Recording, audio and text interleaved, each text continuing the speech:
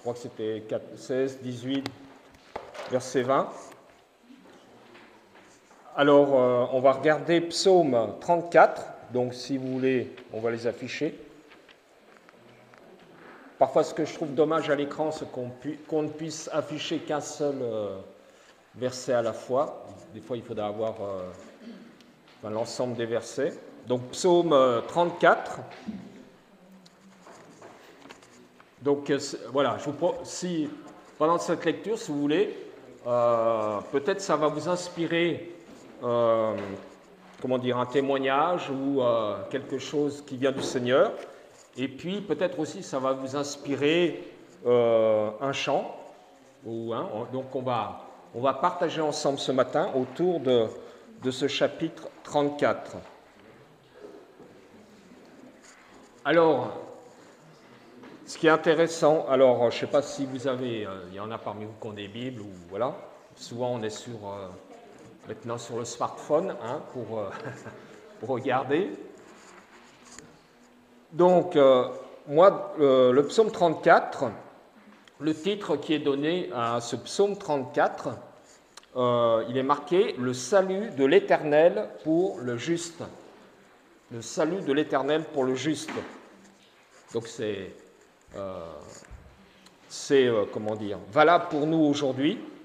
Le salut de l'Éternel pour le juste ou pour le chrétien ou pour l'enfant de Dieu.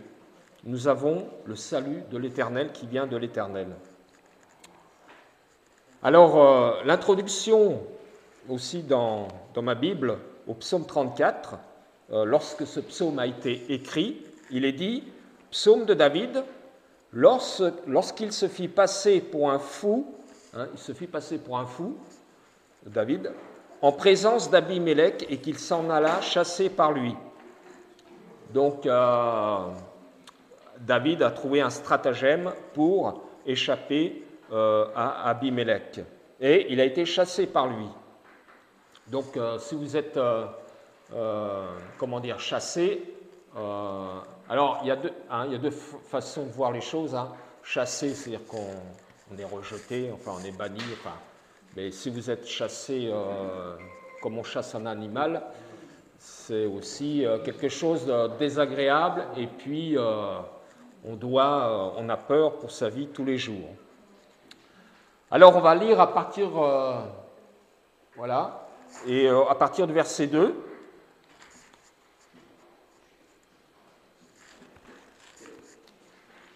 Donc, si quelqu'un veut lire les versets, on va lire les versets 2 jusqu'à 6. Je bénirai l'Éternel en tout temps, sa louange sera toujours dans ma bouche. Que mon âme se glorifie en l'Éternel, que les malheureux écoutent et se réjouissent. Exaltez avec moi l'Éternel, célébrons tous son nom. J'ai cherché l'Éternel et il m'a répondu. Il m'a délivré de toutes mes frayeurs. Quand on tourne vers lui les regards, on est rayonnant de joie et le visage ne se couvre pas de honte. Voilà, on va s'arrêter là. Je veux bénir l'Éternel en tout temps. C'est un désir de David. Pourtant, il est en fuite, il est chassé. Je veux bénir l'Éternel en tout temps. Sa louange sera toujours dans ma bouche. Donc, dans une situation compliquée, il veut quand même bénir l'Éternel en tout temps. Et même la louange sera toujours dans ma bouche. Que mon âme fasse toute sa fierté de l'Éternel, que les humbles écoutent et se réjouissent.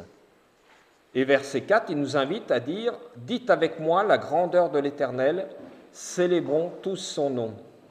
J'ai cherché l'Éternel et il m'a répondu, il m'a délivré de toutes mes frayeurs. » Quand on tourne les regards vers lui, on est rayonnant de joie. Et ce matin, on a insisté sur la joie.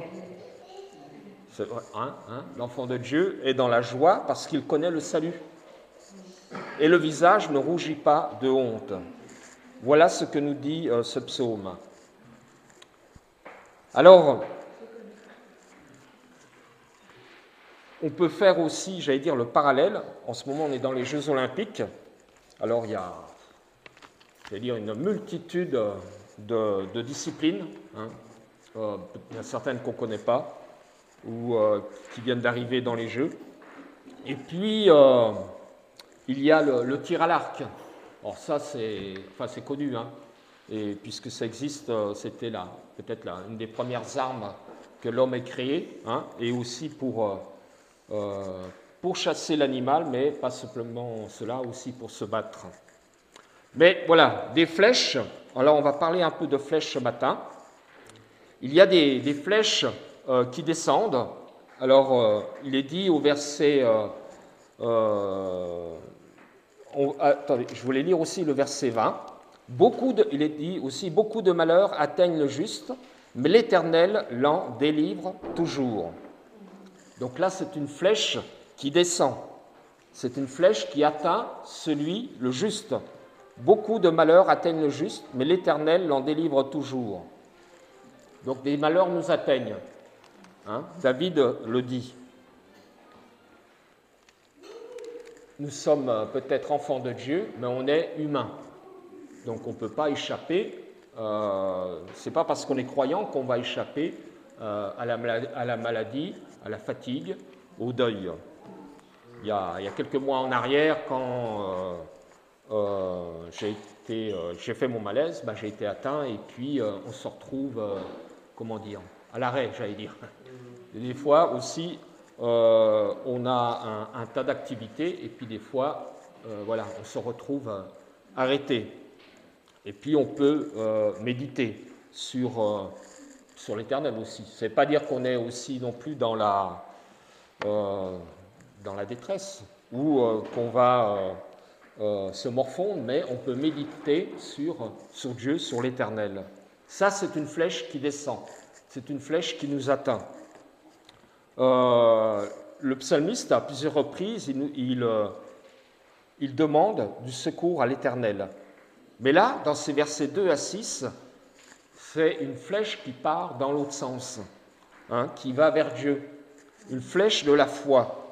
Hein, comme je l'ai dit, je veux bénir l'Éternel en tout temps, sa louange sera toujours dans ma bouche. Que mon âme fasse toute sa fierté de l'Éternel, au verset 3. Au verset 4, célébrons tous son nom. Verset 5, j'ai cherché l'Éternel et il m'a répondu, il m'a délivré. Et verset 6, quand on tourne les regards vers lui, donc ça veut dire que c'est bien aussi une action de notre part, de foi, on est rayonnant de joie et le visage ne rougit pas de honte. Donc on peut être atteint par des flèches.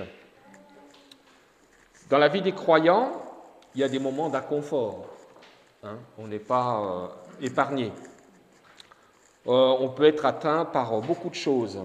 Dans un commentaire, j'ai lu que le chrétien, il est comme les autres hommes. Hein, nous sommes humains. On n'est pas devenu je ne sais pas quoi. Plus tard, on le sera, quand on sera dans le royaume de Dieu, mais aujourd'hui, on est humain. Notre esprit est régénéré, d'accord. Nous sommes en paix avec Dieu dès maintenant, on est d'accord. Mais encore aujourd'hui, notre âme, et même parfois notre âme, demeure fragile, vulnérable. Et puis, un moustique ne fait pas la différence entre un chrétien et un non-chrétien. Hein, un non-chrétien peut se faire piquer par un moustique ou autre insecte. Un non-chrétien peut être atteint par la grippe aussi. Hein, on n'est pas à l'abri. Et si on est sur l'autoroute dans les bouchons ou dans les hôpitaux ou dans les pays en guerre, eh bien, il y a aussi des chrétiens qui souffrent comme les autres avec les autres. Nous pouvons être tous, chrétiens ou non chrétiens, atteints par la difficulté. Alors, si on relit ces passages, qu'est-ce que cela inspire pour vous en témoignage ou alors en chant? Vous pouvez proposer un chant. On va relire à partir du verset 2. Je veux bénir l'Éternel en tout temps. Sa louange sera toujours dans ma bouche. Il y a souvent des cantiques qui sont inspirés de ces versets ou des psaumes en particulier. Donc j'ai mis sur les chaises les répertoires des chants. Donc si en relisant ces versets, un chant vient à votre esprit, eh bien on pourra le chanter. Que mon âme, verset 3, que mon âme fasse toute sa fierté de l'Éternel, que les humbles écoutent et se réjouissent. Dites avec moi la grandeur de l'Éternel. Célébrons tous son nom. J'ai cherché l'Éternel et il m'a répondu. Il m'a délivré de toutes mes frayeurs. Quand on tourne les regards vers lui, on est rayonnant de joie et le visage ne rougit pas de honte. Et puis le verset 20 qu'on a lu, beaucoup de malheurs atteignent le juste, mais l'Éternel l'en délivre toujours.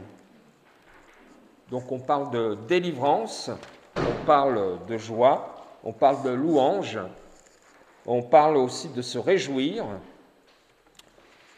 on parle aussi de la grandeur de l'Éternel, de célébrer son nom aussi, de chercher l'Éternel aussi, parce qu'il répond, et de tourner les regards vers lui. Alors, est-ce que parmi nous... Oui, Régine ? Le 316. 316. 316, tournez les yeux vers le Seigneur. Et puis réfléchissez aussi à peut-être un témoignage, quelque chose que vous avez vécu, peut-être une délivrance, peut-être quelque chose qui vous a atteint et dont vous avez été délivré, où le Seigneur nous restaure aussi. Mais on va déjà chanter le 316. Tournez les yeux vers le Seigneur.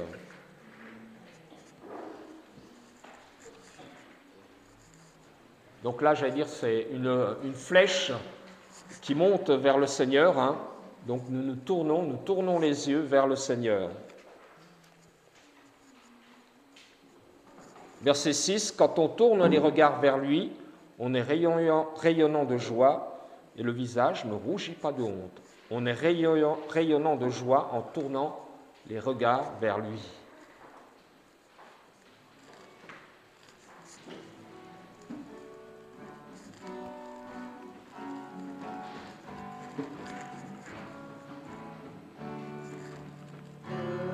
Les yeux vers le Seigneur et rayonnez de joie.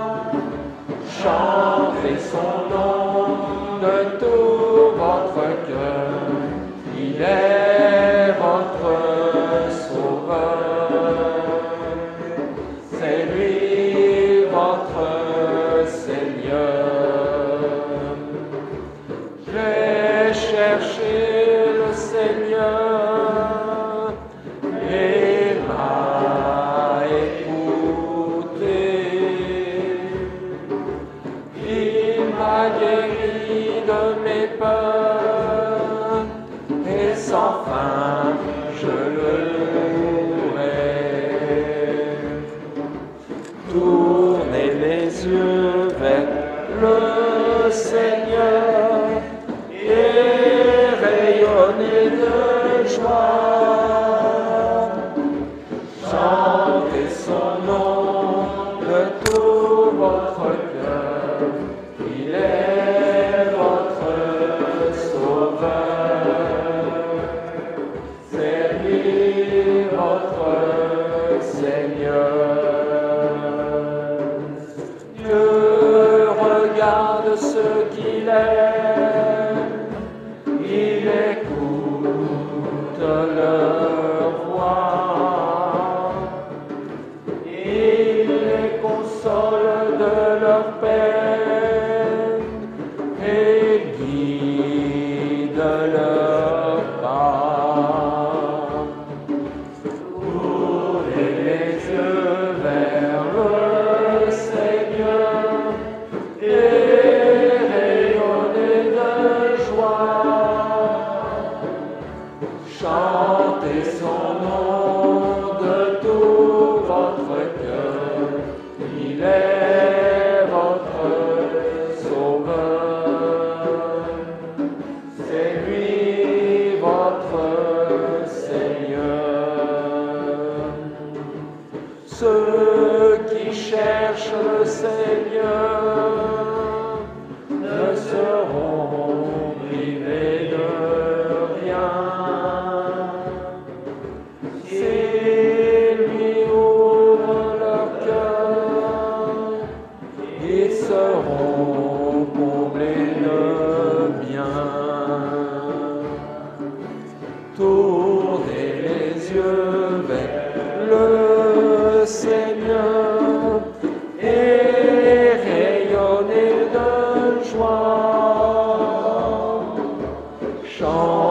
louez son nom de tout votre cœur.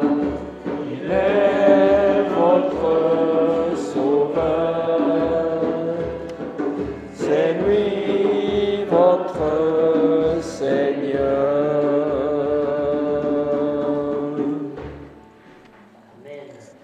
Voilà, tournez les yeux vers le Seigneur.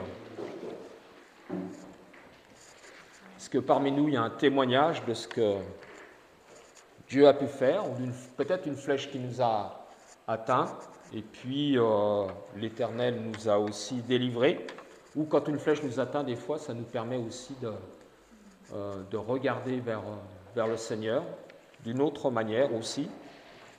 Est-ce que quelqu'un a un témoignage à proposer, ou éventuellement un chant aussi? Nous voulons, oui.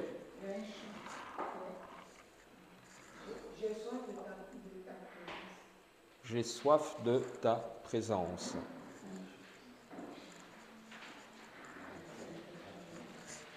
T'as le numéro devant?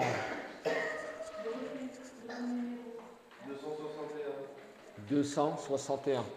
Ou alors le 423, c'est pareil. J'ai soif de ta présence. Ça dépend.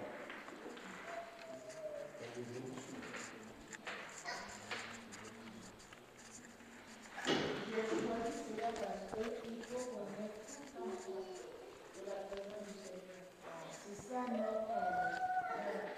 notre destinée, c'est ça. Sans Dieu, on n'est rien.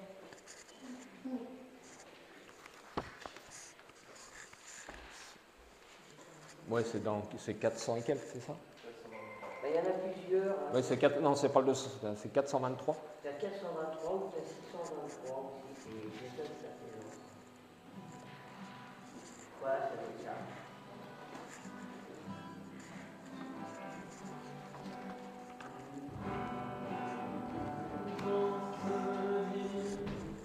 J'ai soif de ta présence, divin chef de ma foi, dans ma faiblesse immense, que ferais-je sans toi?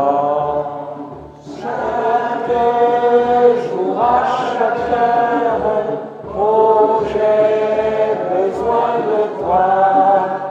Viens, Jésus, et demeure auprès de moi. Des ennemis dans l'ombre rôdent autour de moi, accablés par le nombre, que ferais-je sans toi? Chaque jour, à chaque heure, oh, j'ai besoin de toi. Viens, Jésus, et demeure auprès de moi. Oh, Jésus, ta présence, c'est la vie et la paix dans la souffrance et la vie à jamais. Chaque jour, à chaque heure, oh, j'ai besoin de toi. Viens, Jésus, et demeure auprès de moi. Dans les jours d'orage, d'obscurité et d'effroi, dans les nuits mon courage, que ferais-je sans toi? Chaque jour, à chaque heure, oh, j'ai besoin de toi. Viens,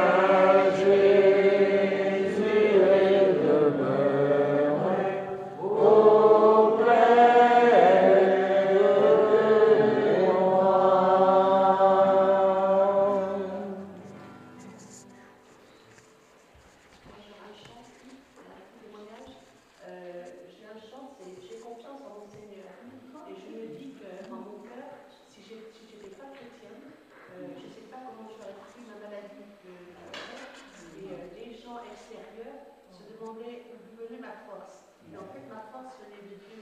Mais ce chant me parle beaucoup.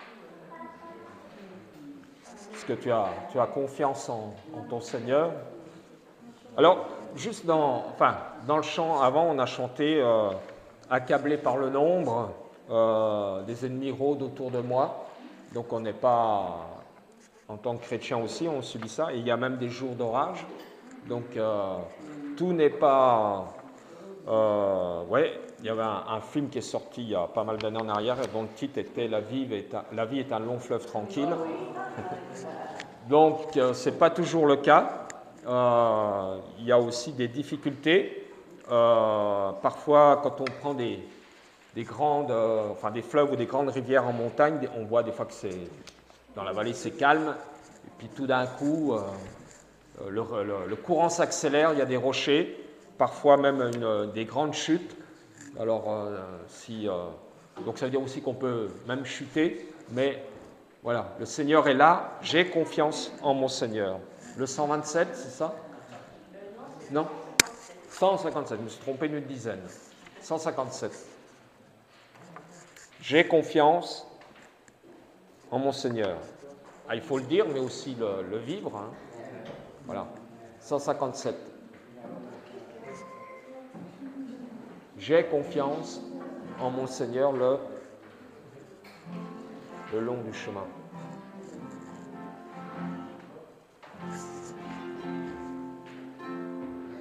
Confiance en mon Seigneur, le long du chemin.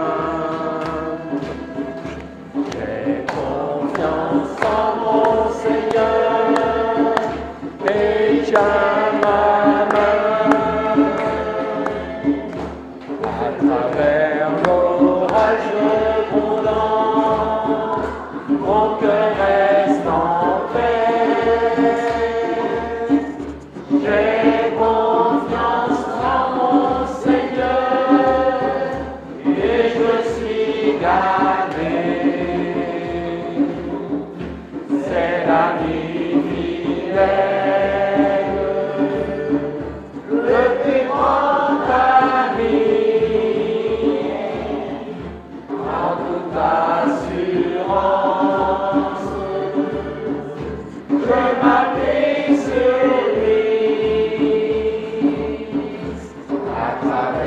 l'orage grondant, mon cœur reste en paix. J'ai confiance en mon Seigneur et je suis gardé.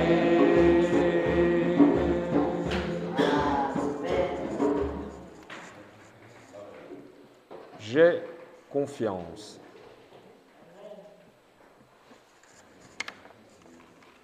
Alors, dans le psaume 84, au verset 12, il est parlé de l'Éternel, et il est dit « Car l'Éternel Dieu est un soleil et un bouclier. Hein, » c'est quelque chose qui nous éclaire et qui nous abrite aussi, un bouclier, qui nous protège. L'Éternel donne la grâce et la gloire. Il nous accorde sa grâce et il donne aussi la gloire. Il ne refuse aucun bien. L'Éternel ne refuse aucun bien. Donc il est capable de tout nous donner. À ceux qui marchent dans l'intégrité, il y a quand même une condition. Hein.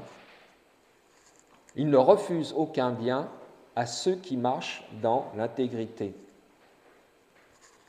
Nous sommes ses enfants, donc il désire nous donner de bonnes choses. Il ne refuse aucun bien à ceux qui marchent dans l'intégrité. Et verset 13, « Éternel, maître de l'univers, heureux l'homme qui se confie en toi. » Nous sommes heureux de nous confier dans celui qui est le maître de l'univers. Ce n'est pas le maître des événements, c'est le maître de l'univers. Donc les événements aussi servent notre Dieu, le maître de l'univers.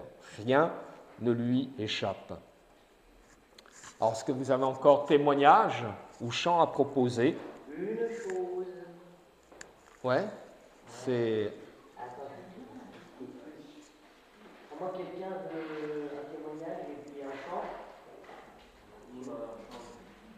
Après, on va l'entendre après. Ok, ça marche. Alors, c'est une chose oh. C'est le titre du chant. 555. 555. Une chose. 555. 555.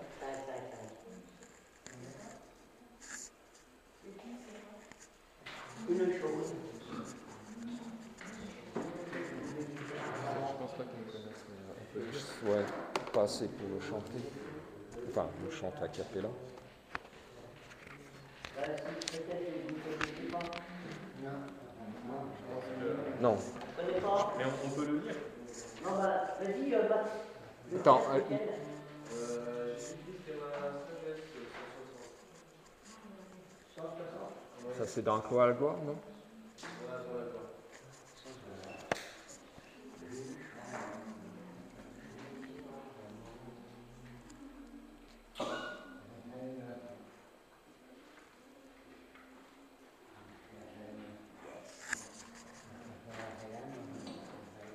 Ouais, ça marche. Dans toi la gloire, donc.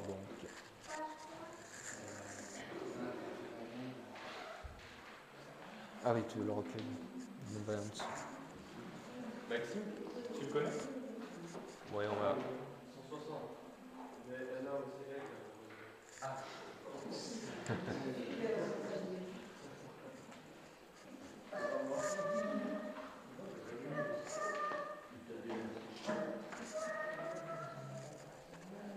Voilà, Jésus-Christ est ma sagesse, il éclaire mon chemin. Mais même faible, on est conduit par sa sûre-main. Donc on peut lui faire confiance. Il éclaire, comme je viens de le lire là. Comment? Ouais. Attends.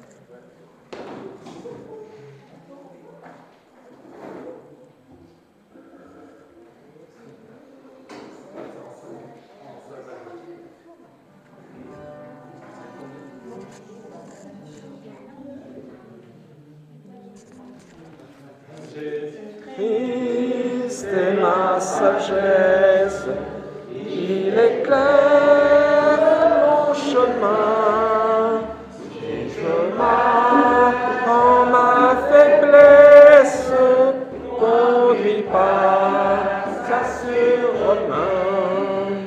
Il éclaire mon chemin, il éclaire mon chemin, et je marche en ma faiblesse, conduit par sa sûre main.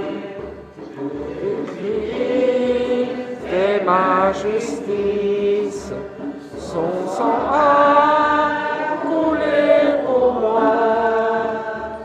Je trouve en son sacrifice paix et pardon par la foi. Son sang a coulé pour moi. Son sang a coulé pour moi. Je trouve en son sacrifice paix et pardon par la foi. Jésus-Christ me sanctifie, au divin c'est attaché. Je reçois de lui la vie qui m'affranchit du péché. À toi Jésus attaché, à toi Jésus attaché, je reçois de toi la vie qui m'affranchit du péché.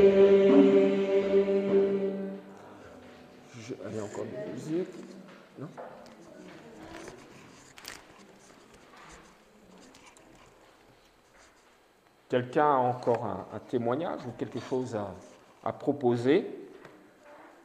Alors on voit... Oui, Régine? Oui, ça me fait penser, tout ce qu'on vient de dire, à un passage de l'Évangile qui parle de la transfiguration de Jésus. Jésus a emmené 3 disciples sur la haute montagne, et là il a été transfiguré devant eux. Et c'est un petit peu notre position quand on se rapproche du Seigneur et quand on le prie. On reçoit quelque chose de fort, d'authentique, de vrai, de puissant dans notre cœur.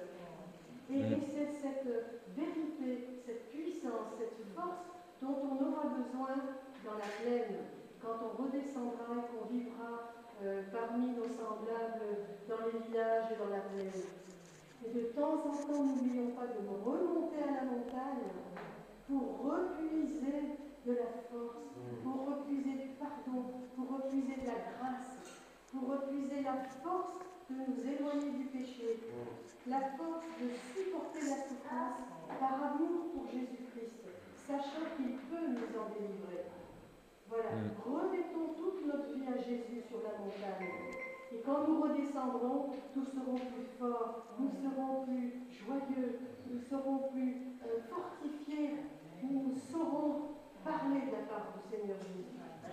Amen. Amen.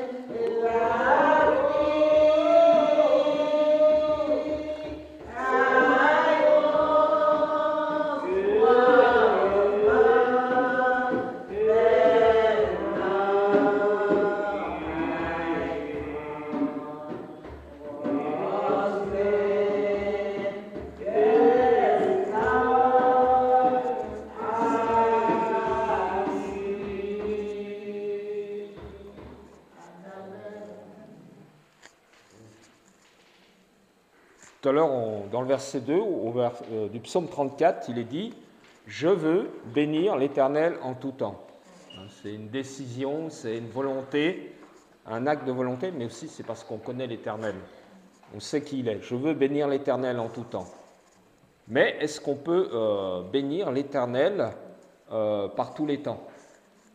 Parce qu'on dit on bénit l'Éternel en tout temps, d'accord, mais est-ce qu'on est capable de bénir l'Éternel dans toutes les conditions, au lieu de dire en tout temps, par tous les temps. Oui. Oui. On devrait. On devrait. On peut. Alors, c'est affirmatif. Mais en même temps, Moi, je dis on devrait. on devrait. Ouais, on devrait le faire. Voilà. Mais donc, je bénirai l'Éternel en tout temps ou par tous les temps. Ben, ça nous paraît difficile aussi. On ne sait pas ce que l'on peut traverser. Et des fois, il y a des petites choses qui, des petites choses des fois dans la vie qui nous empêchent de bénir l'Éternel, mais qui sont parfois des petites choses. Si on est en panne au bord de la route, ben, est-ce qu'on va bénir l'Éternel? C'est désagréable, mais voilà. Si on a mal aux dents, des fois, ça nous empêche de bénir l'Éternel. Notre Père, dans sa grande grâce, nous comprend aussi. Ouais, il connaît notre humanité. Il nous pardonne. Et il connaît notre humanité, puisque Jésus il a connu aussi La peine, la souffrance, la fatigue, la chaleur, la faim, la soif. Il est patient, il attend que nous nous reprenions pour le bénir. Ouais. Régine? On ne comprend pas toujours ce mot bénir l'Éternel.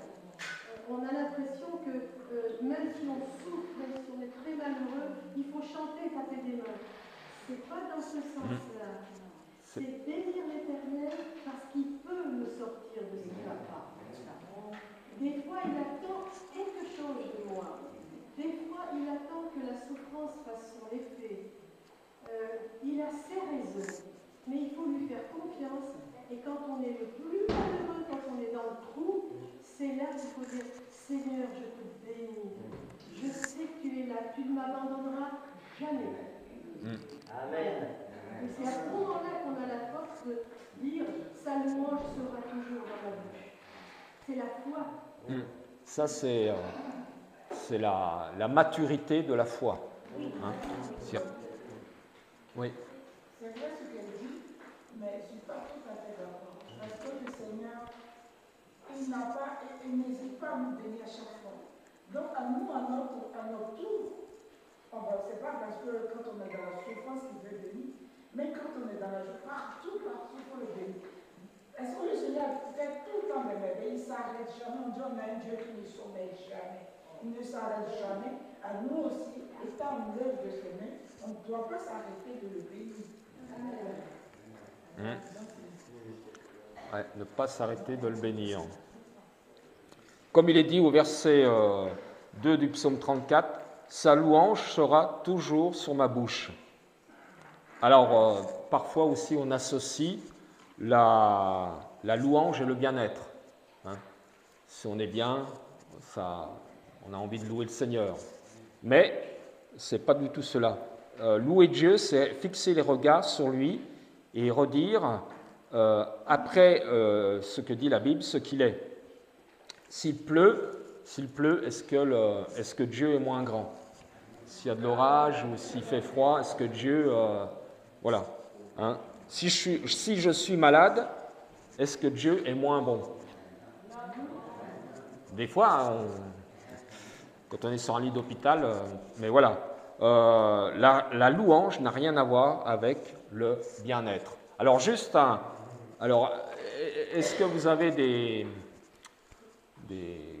dans la Bible des histoires justement de contraire, pas de bien-être et de louange, enfin pas de bien-être. T'as Job, déjà. Comment? T'as le livre de Job. Oui, on a vu ça il y a dimanche dernier, avec Job, mais il y a d'autres moments dans la vie de chrétiens qui ont été, où ils ont loué sans être dans le bien-être. T'as Daniel aussi, quand il était... ils ont été la fosse au lion, dans la GN aussi. Et puis il y a l'histoire dans Acte 16. Je veux dire, bénir Dieu, c'est pas forcément tout le temps le louer, ça peut être aussi de lui dire nos craintes, nos peurs, nos maladies, nos faiblesses et nos espoirs en lui. C'est lui dire précisément ce qui nous atteint. Comme tu disais tout à l'heure, si la situation est belle, on le loue. Comme ce matin, tout allait bien, on le loue. Mais quand on est tout seul dans son coin et qu'on a une mauvaise nouvelle, ou qu'on est fatigué, ou qu'on a peur, ou qu'on attend quelque chose de très important, c'est lui remettre aussi tout ça. Oui. Ouais, rien n'empêche de lui remettre ce qui nous atteint. Donc, dans Acte 16, on a cette histoire aussi qui nous rappelle ce n'est pas du tout une situation de bien-être, où il est dit que le geôlier jeta Paul et Silas dans la prison intérieure, jetés en prison, et leur mit les ceps aux pieds, donc les pieds attachés. C'est les pieds pris dans des morceaux de bois et on ne peut pas bouger. Et il est dit, vers le milieu de la nuit, Paul, malgré cette situation, Paul et Silas priaient et chantaient les louanges de Dieu. Et les prisonniers les entendaient. Donc ça pourrait être notre cas aussi. On ne connaît pas la prison ici en France à cause de nos convictions, mais voilà. Mais, excuse-moi de t'interrompre, Michel, Mais si tu regardes pas mal de films du temps de la guerre de sécession, tu avais beaucoup d'esclaves noirs qui chantaient justement alors qu'ils étaient battus et puis qui travaillaient très très dur dans les champs. Hein, et c'est ce qui a donné le soul du gospel. Et ils chantaient aussi comme Paul et Silas. Ouais. Tu vois? La louange aussi est chantée, ça nous permet aussi de traverser des épreuves aussi. Oui, tout à fait. Connaître des cantiques ou connaître des versets par cœur, ça aide aussi, quoi. Non, et le chrétien devrait quand même connaître des choses par cœur de la parole de Dieu. Mais voilà, il suppliait le Seigneur et après, il chantait ses louanges. Donc ça, c'est la maturité de la foi. Ils savent que même s'ils sont en prison, Dieu n'est pas moins bon, Dieu n'est pas moins grand.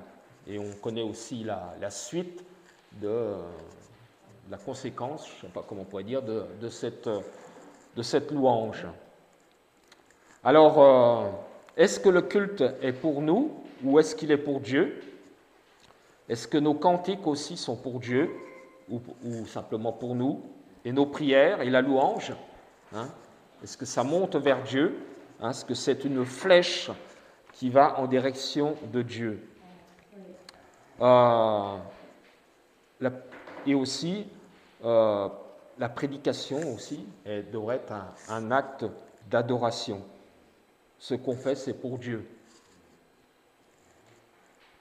Ça ne veut pas dire que tout est parfait, mais nous savons que Dieu existe et nous savons aussi que nous voulons le louer et l'adorer.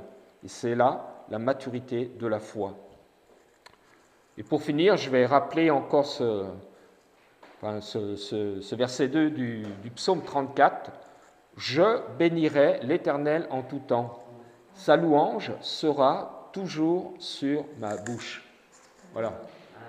Essayons de retenir cela pour aujourd'hui, pour la semaine. Hein. Je bénirai l'Éternel en tout temps. Sa louange sera toujours sur ma bouche. Voilà. Amen. Que Dieu vous bénisse et vous donne de le bénir en tout temps et vous donne la louange. Sa louange soit sur votre bouche. Voilà. Bon dimanche.